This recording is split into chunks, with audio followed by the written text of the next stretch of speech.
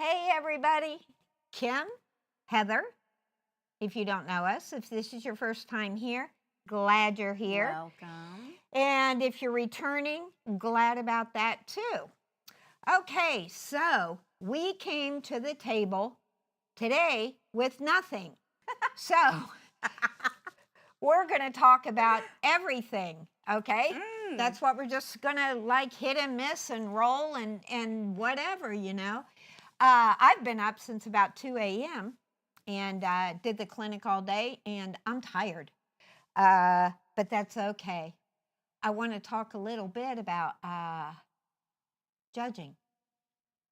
I like that. Judging is very good. You know, the Bible's pretty clear. You can sit all day and point out somebody else's wrongs, and when you are, guess what you're doing? Judging, which is not our job. Our job is to love. Our job is to forgive. You know what's really funny about judging? I do find this odd. You judge before you know. Watching people for a time, you don't know their stories. You don't know anything about them, but you're going to judge. Like, I don't know, like you're not fallible also, you know, so, I guess you wouldn't know that I just been judged, okay, and what I want to say about that is, I'm pretty solid between me and God, okay, but it hurt my feelings like this much, and it really did, yeah, it really did, but that's okay, because I guess, you know, for those who say, what's going on? Keep going, nothing. We were issues with the timer. We got it. Okay. I'm human. I have emotions. Yeah. And it's okay. I'm going to let it go because I'm good with God. I am good with God. I have done my inventory. I do it every night, you know. Please give people, please talk directly to people and not about and around.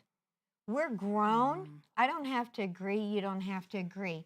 What we do have to do is love and talk to each other and not to everybody else in town. Yeah. So let's talk about let's do when and how you should judge, when you should not judge, and what steps you should take before and when you do.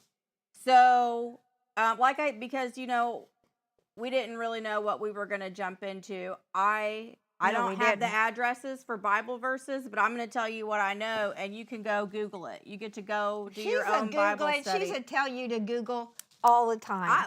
You know. She's a Googler. I'm not. Googler. She's a GP chatter too, whatever that's called. The GP chatter. Hold on, don't get me too distracted or I'm going to lose it all. Okay. Okay, so in the judging. Stop it. Okay. All right. Let's first talk about, you know, that biblically sometimes we are called to go to someone and say. Magic, go to them. Yeah. Jesus was very clear about this. There is a way to handle things when you know that someone is caught in sin. And I am wearing my shirt. Go on. Kim didn't do anything wrong. Let me just tell you that right now. Okay. But if you think that somebody is, the first step is that you go straight to this person one-on-one. That was right out of Jesus's mouth in the Gospels. Google it. It says it, yes. Step 2, if they aren't picking up what you're dropping, if no change is made, then you go get one more person, and then you and that brother or sister, you go back to that person and confront them together. That's what the Bible says. Yep, straight out of Jesus's mouth. We're supposed to be doing that in church, and if we don't. Still don't make any changes, then you put them up in front of the church. And you know what? In my whole church-going life, I have never seen anybody do that modern day. That's what Jesus said to do. So I feel like maybe that should be reinstated. I'm going to vote for that. But Me anyway, too. but I'm on let's board. talk about, before you even get to that point, y'all ever heard about the speck in the log? Okay. If you if you think you are about to go and try to remove a speck in somebody else's eye, you first have to remove the log in your own eye. Also in the Gospels, out of Jesus's mouth. Okay, Google it. Amen. So, what does that mean? GP it. What does that mean? Okay, and I'm going to tell you this because Kim is beautiful, and and I mean, like, her soul and her love for the Lord is beautiful, and I'm going to tell you what she told me behind off cameras. Okay, was that in this situation, even though she knew she was doing what God had asked her to do, she still took the time to go to God and to ask him, have I done anything wrong? You know, is there any area in me about this situation that needs to be corrected? Is there something I need to do to fix this on my end? And that's what Jesus is talking about. If you can see, you know, like there's somebody's offended you, somebody's doing something, and there's a situation, before you even go to them, you've got to go get your own self straight in your own heart. You know, which also makes me think of, and I think Kim's probably mentioned this before too, like when you're sitting in a sermon and your pastor is really just dishing it out and you're like, oh yes, this is so good. I just wish so and so were here today because they really need to hear this. Yeah, this is for them.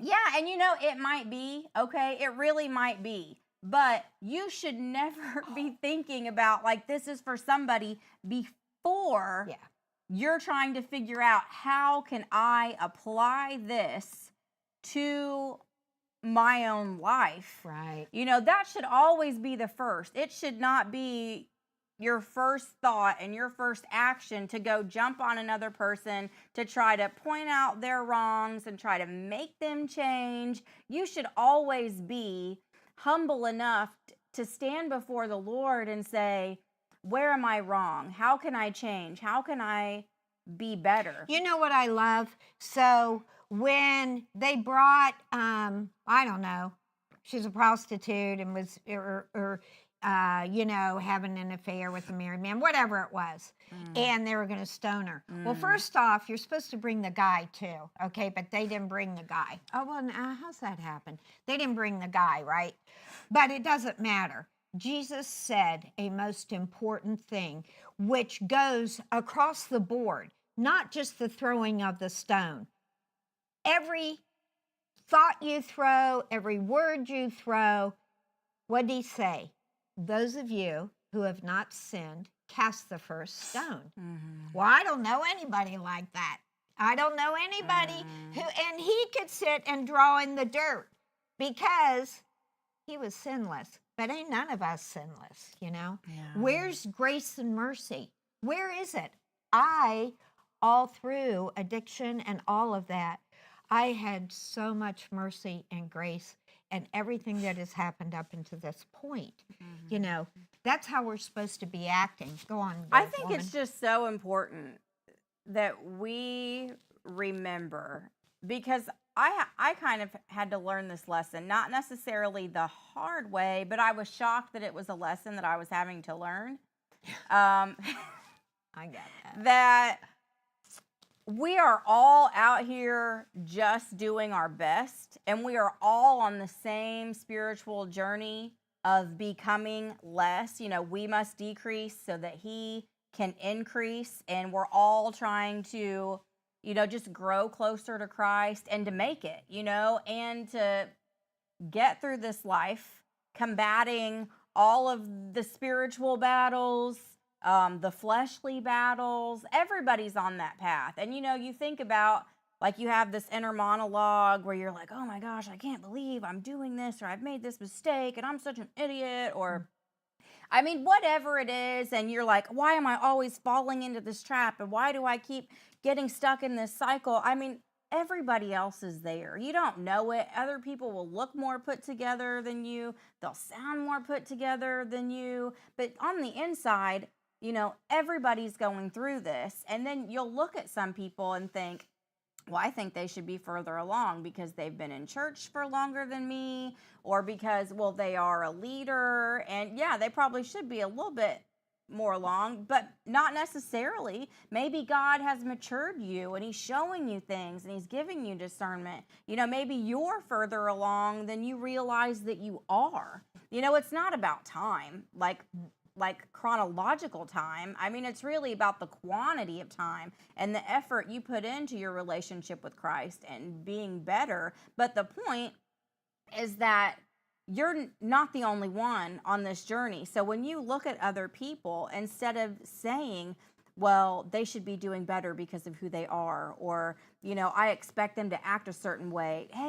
Hey, give a little grace. Mhm. We all need this grace, We are the church. The arm, the leg, the eyes, the foot. Everybody's got a part, all right? We are not the all, okay? We are one little bitty part. And if I talk about the ministries at our church, which are several, okay, little parts, okay, where everybody working those little parts, we're human beings, okay? I mean, we just are. And we're not perfect. But I'm going to tell you what we're not doing. Okay, what are we not doing, Kim? We're not quitting. Heck no. We're still showing up, all right? Jesus didn't raise no quitter. Yeah, and we're not. All the ministries continue on. We are bold. We're doing the best we can. Yeah. And that's what it is. We are not perfect. We are, you know. Yeah, we're doing things tired. We're doing things scared. Yeah. We're doing things feeling like, oh my gosh, Getting I'm our way feelings over hurt. my head. Getting I'm our getting feelings my hurt. feelings hurt. Yeah. Sometimes we're being humbled publicly, and we don't love that. Who loves that? Nobody, but like it's just part of You have a piercing the there. process, huh? Is that, do you have a piercing? I used to. And you don't put nothing in it. No. It's closed up on the inside. I had Is it? I was just talking to somebody the other day Oh, man, about I was going to say, put something in that. No, it's She's got closed. a little lip piercing. So I feel like I'm sorry. but no, that's fine. Squirrel. Every person in recovery, like they get clean and they start feeling better and they want to make this big change, and we all kind of go through this transition where like, I'm going to pierce something and dye my hair black, and then I'm going to, realize, wow, I'm a little more attractive now that I have cheeks, and like all the things that happen to your body and your face, once you've been off of drugs for a little bit, and you're like, oh, let me do this. And yeah, that was my thing. I got clean. I dyed my hair black. I pierced my Monroe, and I wore it for a while, even after like I came back to Connersville, and I will never forget it. So it's late at night. I'm hanging out with my We're dad. down the rabbit hole, Billy. I think, that's all right. Darts. We were shooting darts, throwing darts. And he had not said one word to me about this piercing this whole time. Like, I am back home. I'm putting in the work. I'm getting closer to Jesus. My life is changing. I'm on this beautiful journey. And one night we're just hanging out, and he was like, what did he say? Oh my gosh. What did he say? Something like, that looks really stupid, or gosh. I'd rip that out. Or I forget what he said, but he made some kind of comment. And then I was like, oh my gosh, really? What am I doing with this thing? So I took it out. I did the same thing. That was the end of that. I got a tattoo, but we can't discuss it. I have a tattoo. I got a tattoo Mine's in a jail. meat stamp, so just get your imagination out there. A USA Choice meat stamp. Let that go to your brain, okay? Yeah. I'm sorry. Here, come on, get up. We'll go on. Go on. More information than I can handle. I'm just saying. I have 3 little stars that I got with a staple in jail by a cute little girl who, this is crazy. Listen to this. This little girl, I don't know. I probably shouldn't say her name. No, right. But she was 19 years old when I was just a baby. Yeah. And she had been running with some older drug addicts who were moving drugs in a large quantity. And they used her as a mule, and she got busted, and they threw her under the bus. Sure. And this little girl did these little stars on my foot, and then, I went on with my life. I got transferred to the Vanderburgh County Jail, and then I got out and my life went on. And I have no idea whatever happened to this little girl. And I keep asking people about her. Like every now and then, I'll ask somebody, and I don't know. I've looked her up on Facebook. I have no idea what happened to her, if she, did a lot of time in prison. I mean, nothing. But she was so cute, and she was just a baby. But every time I look at this tattoo, I think about her. I say a little prayer for her, and I hope that one day God will put this little girl back across my path. And if by some miracle, girl, you are watching this, Yeah, I was going to say that. please reach out to me. I would love to catch up with you, and I hope you're doing okay. And I just really want to hear all of the amazing things that Maybe God that's might why be you doing in have your the life. tattoo. I'll Is to never forget remind you. you to pray. Absolutely. For Yeah. her. That's pretty cool. Yeah. Okay. Where were we at before we're- the squirrel? We were on judgment, Yeah. but I think we said a lot about it. We did say a lot about it. Let me tell you about my horse. Let me just talk to you about my horse, and we'll see where this goes. For those of you who don't know, 2 days before Christmas, I got a call, or no, that's not entirely true. A week before Christmas, I got a text message from my Liberty trainer. And this was like a month after we had lost the very first horse we ever had. So we're still healing and whatever. She's like, hey, don't feel obligated, but let me just tell you about this horse. And then she proceeds to tell me this story about this huge, beautiful gelding who was abandoned by his owners to a boarding facility, and then the owner of that facility got sick and left him locked in a stall for almost a year. They fed him every day, but they did not exercise him. Prison. They didn't clean his stall. They did not take care of his feet. He had shoes on, and his hooves overgrew the shoes. So that caused a lot of pain for him. But he lost a lot of muscle mass. His body shape was kind of weird because of the muscle mass from just standing in one small spot for that long. So I tell my husband, I'm going to go look at this horse. As a person in recovery who locked myself up, not even just inside my home, but literally in the bathroom. Life was in the bathroom. I had to stand in front of the mirror for hours and pick at my face like I was a prisoner in my own bathroom.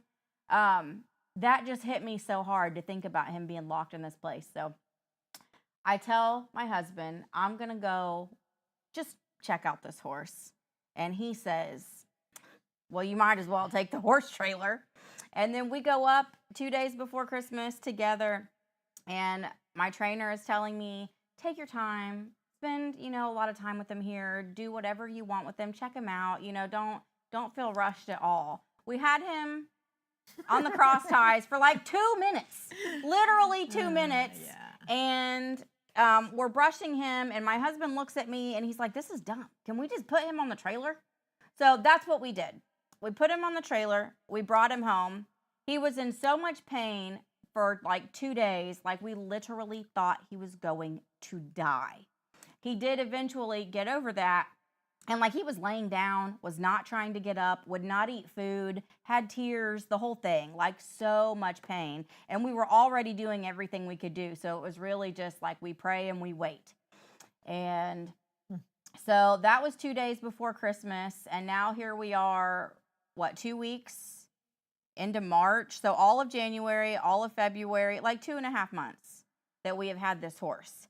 He was so used to being locked in a stall that he, most of the time, does not want to come out. He definitely didn't for a while. And then I realized we were putting too much pressure on him just by being there. He used to being alone. Yes, Who can absolutely. relate. Absolutely. Did not got used to just not having anybody. So he was fine with that. So when we're all there, I think he was very overwhelmed. So I finally got to the place where I'm like, okay, I'm going to just leave the stall door open and then we're out of here. We're going to go home. We're going to give him several hours and he can go wherever he wants. He can do whatever he wants. I don't care. Like, trash my barn if you want. That's fine. But I want you to be comfortable coming out of this stall. So we would go home and we would watch on the barn cameras. And he would eventually come out. He would run over to where the hay was. He would eat some hay and then put himself back up, like, really quick. And he's really very cute to watch. He's such a sweetheart. But he got to where he was coming out a little more and coming out a little more. And then one day I pull up the barn cameras. He's standing in the great big barn door to the outside. Like, he finally decided, okay, I'm brave enough. I'm going to go check out the outside. I'm going to get some sunshine. And he still is not in a place, like, he doesn't really want to be around the other horses. Like, that's way overwhelming for him. We have had him around a couple of them, but I try not to, like, push him into that too much. But I watch him because like I said, if I'm over, whether I'm at the barn or not, most of the time that stall door is open and he can come and go, as much as he wants. But I'll be over there working with clients and, maybe other horses or whatever. And I will see, he has the most expressive eyeballs. Girl, he is always watching. And then for a second, he might not, but then he is watching some more. And actually, the other day, he was hiding behind a wall and was peeking his head around the corner. And I just, like, watching his body language and stuff, I just know that inside his mind, he's thinking, I like being around you. You make me feel good, but I'm scared to have a relationship. And I see him slowly gaining more confidence and slowly expanding. It's like dating. Okay. And then today, like, we had such a breakthrough moment. I think he's sensitive to touch. He doesn't like a lot of petting, and he doesn't like, with the curry comb, it's like got the little metal teeth or whatever. Hey, Tammy. So it's to pull out all the loose hair and all the dirt and stuff. And I don't know, like, it's just too much. So today I've got him out in the round pen. I come out and he walks up to me and I'm standing, like, no pressure. Like, I'm not even looking at him, but I have the curry comb in my hand and he sniffs the comb and then turns around and walks off. And I gave him the choice. I'm not forcing him to spend time with me. I'm not forcing him to do anything that he doesn't want to do.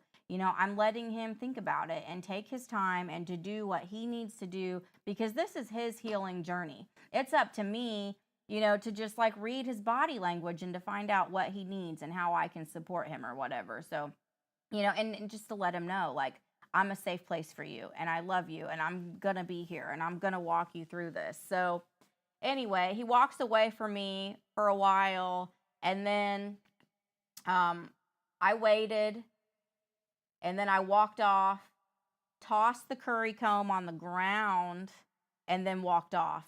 And he came up to me without the curry comb and let me love on him a little bit. And then I walked back over to the curry comb, and I sat down, and then he starts, like, nosing it, pretty much like giving me permission.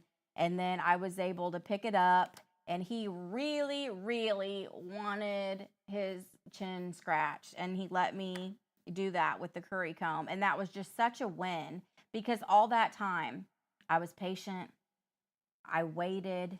I trusted him to know, when was the right time for him to work on bonding with me, when he was ready. I'm not pushing him into it, but it just definitely, also he stood and put his head over my shoulder and we hugged for a very long time, and he didn't try to walk away. He just wanted to be in the moment and relax. I mean, we just had a lot of very sweet moments today, and it really does remind me of the recovery Our prisons. journey. Yeah. Even you could be in recovery and still be in prison. There is such a freedom. But see, all of that old life, that's like embedded you know? And so this kind of situation, you can just take it and flop it to people, you know? And that is the gentleness we should be exhibiting. That is the patience we should be exhibiting. Because what does God do? God is not going to force himself on you. He's going to woo you. He does woo. I love wooing. I love wooing too. Oh, He wooed me, girl. I am so wooed. Yeah, me too. And he'd been wooing me for years while I've been dropping F-bombs about him. Oh my you know? gosh, he was always wooing. Yeah, always. And which is why we're here today. But we have, so, you know, what is the attraction of the wooing? The attraction is the patience, the gentleness, the quietness of it, you know, the you don't even really know it kind of thing, you know, but you're getting got. It's like reeling in a fish really slow and they don't even know until... And trust building over time. Yeah, because important. Like God shows us the same way I'm trying to show Bruce. Bruce is I'm never going to leave you or forsake you. You know, yeah, Bruce is the horse. And like I'm thinking about, he had to have thought people forgot about him or people didn't care about him, because why else would they leave him in there? You know? So every day I remind him, hey, you are important to me and you're on my mind, so I'm coming to check. I'm coming to feed. I'm coming to give attention. You know, I'm coming just to be here just in case you need me. And God does the same thing. I provide for you every day. You know, like I've made all of these provisions. I'm loving you. I'm pouring word into you so that you can grow and be corrected and know that I'm always here. I'm showing up every day because that is who Jesus is. Every second. Every second. You know, every second.